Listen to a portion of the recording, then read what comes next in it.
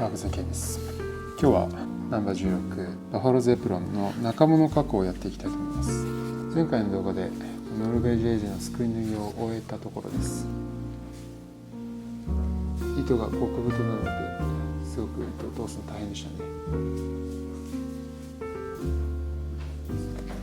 でまずはこのすくい縫いをした時に中底にリブっていうのを作ってあります。リブっていうのはすくい縫いをするために糸を通してた場所なんですけど、そのリブを作るために内側に段差をつけてますね。でこの段差を埋めます。埋めるのはこの段差を作った時に出た革です。もともとここにあった革をまた元の位置に戻します。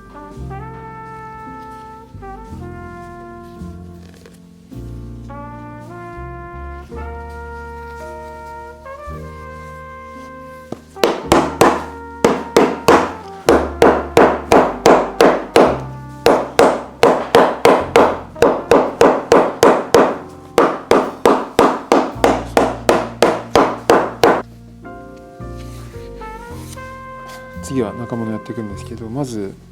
この木型ここへこんでます。今ペンで書いてある部分がへこんでいるので、まずここにコルクを埋めて削って平らにしていきます。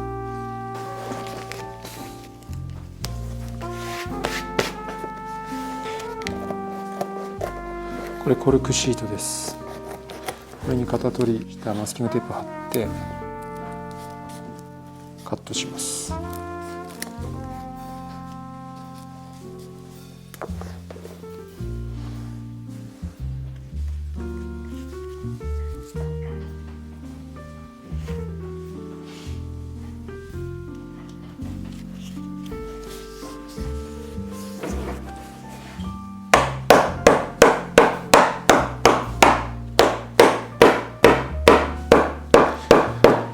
貼ったとこと貼ってないところかなり段差が大きいので包丁で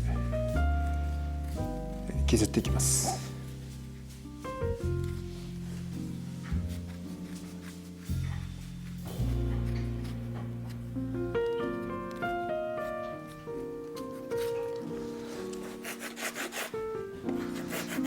そしてヤスリで削ります。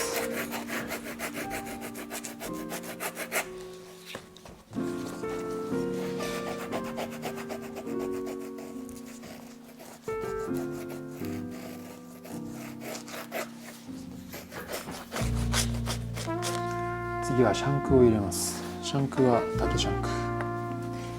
この竹は今長さ切って縦にこの幅になるように割った状態です。かなり厚みがありますのでこのまま入らないのでこれ削っていきます。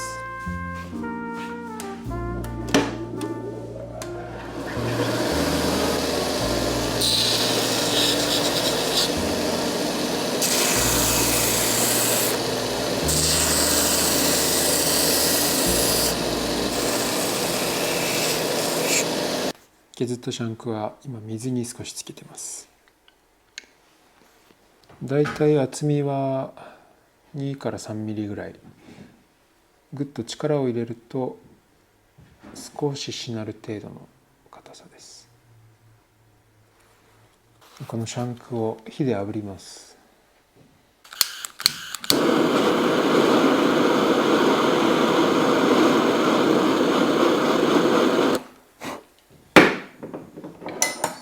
両側ワニで挟んで曲げます。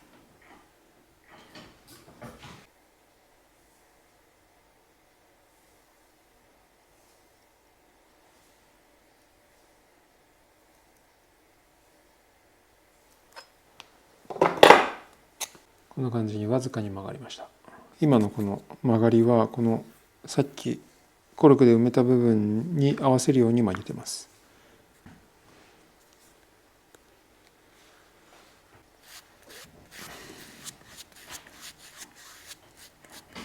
シャンクを接着します。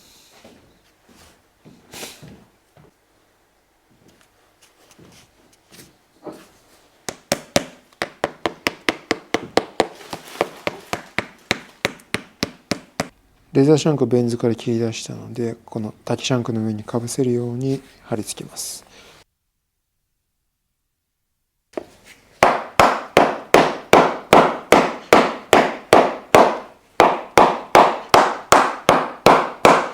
で竹シャンク結構厚みがあるので、隙間ができないようにこのハンマーの尖ってる方も使ってしっかり叩きます。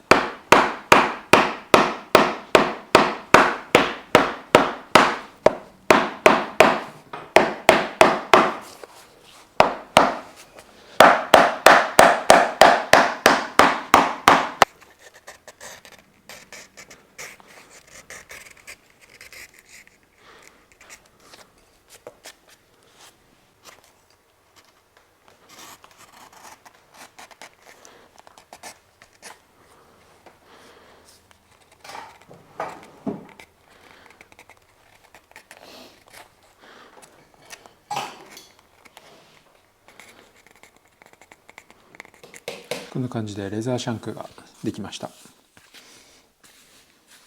もともと厚みとしては4ミリぐらいの皮なんですけど、場所によっては0ミリ、厚いところで2、3ミリ残っていると思います。そしたらこのレザーシャンクに硬化剤を塗ります。この硬化剤は中まで染み込んで皮をガッチガチに固めるみたいな、そういう効果はないんですけど、皮の繊維ね、表面の方を固める効果があるので、これを塗って少しでも高速部、剛性、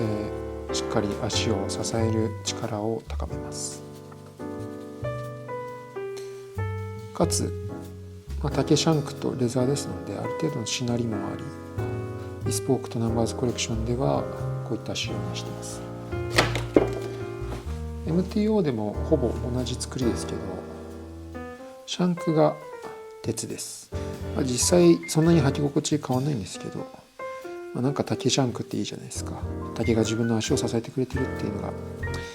なんとなく僕は好きなので、ビスポークとナマズコレクションではちょっと手間のかかる竹シャンクの方を採用しています。次にコルクの型を取ります。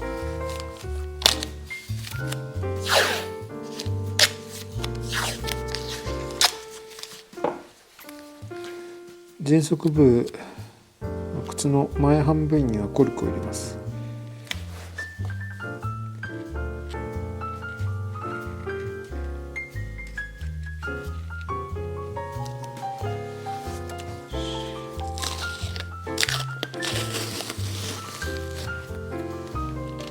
で普段は4ミリのコルク使ってるんですけど、今回ノルベジューゼってウェルトがない分、ここの段差が少ないんですよね。中底と、これがウェルトだするとウェルトの段差がほぼゼロです。でも中物をこれ入れないっていうことはできないので、なぜならつま先の方はいいんですけど、この辺の接地点をしっかり丸みを作って位置をコントロールしないといけないので、ちょっと今回は普段より薄めの2ミリのコルクを使っていきます。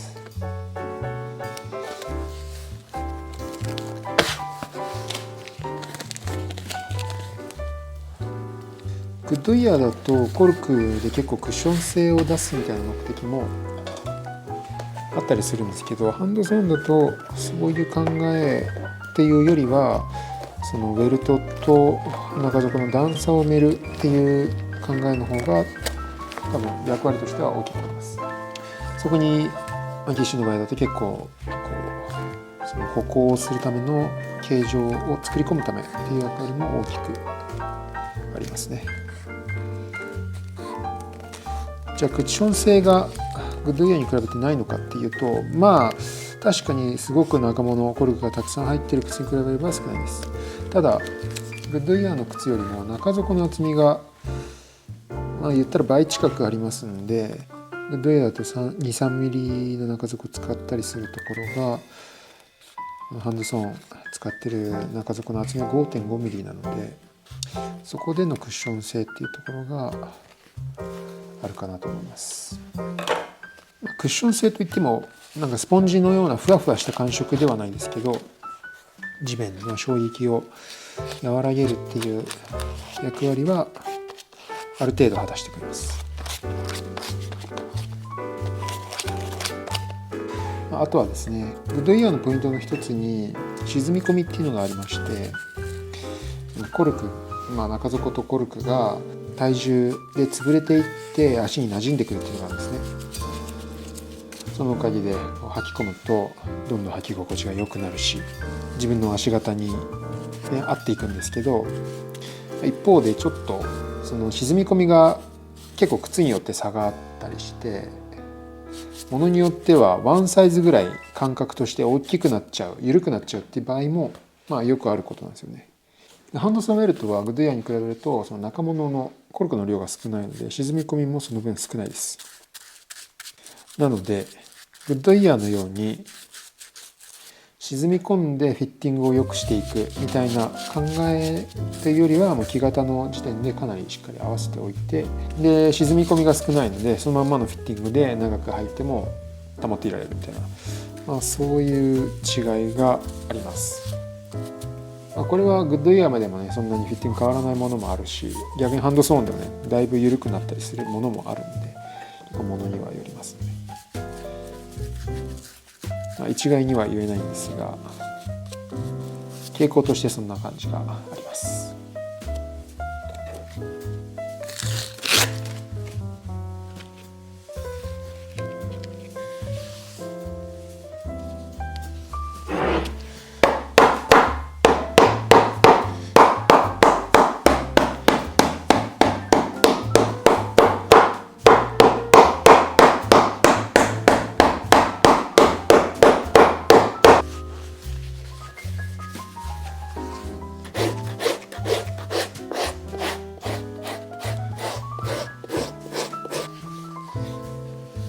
コルクは端っこに段差ができないようになだらかに削って、そして接地点の設定なんですけど、ここボールジョイントですね。親指と小指の一番出っ張っている部分をつないだ線から少し下がったところのここに接地点を持ってきます。かかととこの場所で地面に設置するポイントです。この接地点はかなり正確に作ります。この木型ですね、木型の上の部分を地面と水平になるように作ってます。つまりここにこの水準器を置いてみると、靴を置いた時にこの角度になると木型で設定した正しい位置になるということですね。でそれはこの直行方向に対しても同じこの位置です。これが地面と完全に水平、木型が正しい位置になっているということが分かります。なのでこの中物の接地点を確かめるためにこの水準器を乗せて木型が正しい位置になることを確認して、そして先ほど削ったコルクが接地点で地面に接しているか確認します。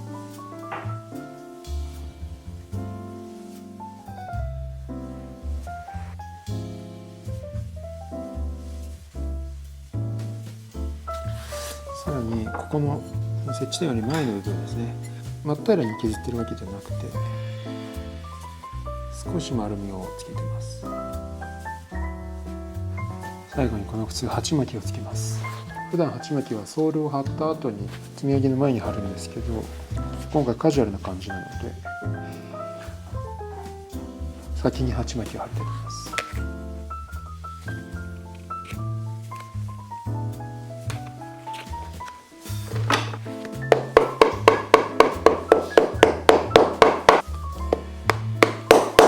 そして鉢巻きをタックスで固定します。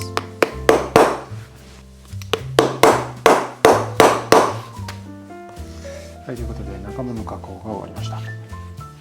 終わってしまえばなんてことないただの革とコルクなんですけど、ここにはコルク、竹、革、そしてコルクを貼って接地点をしっかり考えて作っています。ソールは